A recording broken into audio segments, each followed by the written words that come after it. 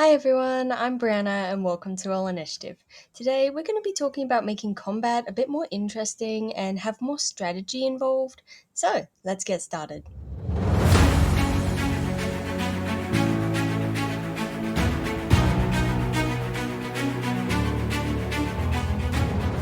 So the first thing we need to ask ourselves is why is combat so often just using the same attacks over and over again?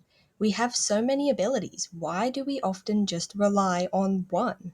Every table is different and every player is different. So the answer to this question is going to be different for everyone. But I'm going to share my thoughts and ideas, and hopefully that will help you find the answer to your problem. The first thing we're going to talk about is terrain. And a few reasons why your players might not be interacting with the terrain is either if you're playing Theatre of the Mind D&D, then they might not know what's around. You have to make sure that you describe all of the things that could be useful to them during combat. Whereas if you're playing with terrain or Theatre of the Mind, then maybe they just haven't thought to use the terrain. Maybe you've described a lot of stuff in the room that could be used as cover, but your players just haven't thought to use it. A great way to show your players how they can interact with the terrain is to get your enemies to do it. Because if they see the bad guys doing it, then they're going to get ideas and do it themselves.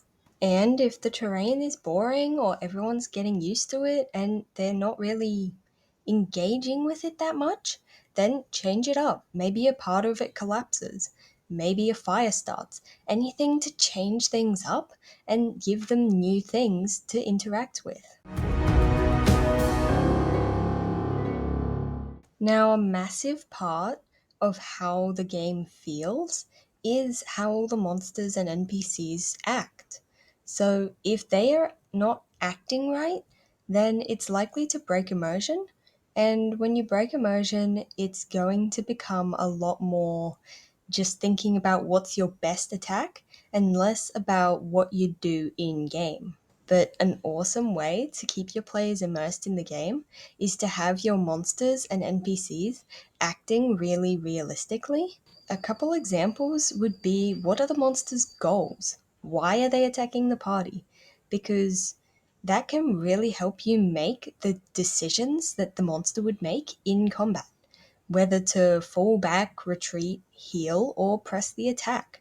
And knowing what the monster or NPC is after, what their goal is, will help you determine how far they're going to go, how much they're willing to risk in this attack. Because, to be honest, not many creatures want to risk their lives for much, such as if a monster attacks the party looking for food, then they're probably not going to risk their life to get some food, unless they're starving. Then they just might. You're also going to want to know what the creature was doing before the party got involved, because it can be really nice to see what's going on before the party actually gets involved.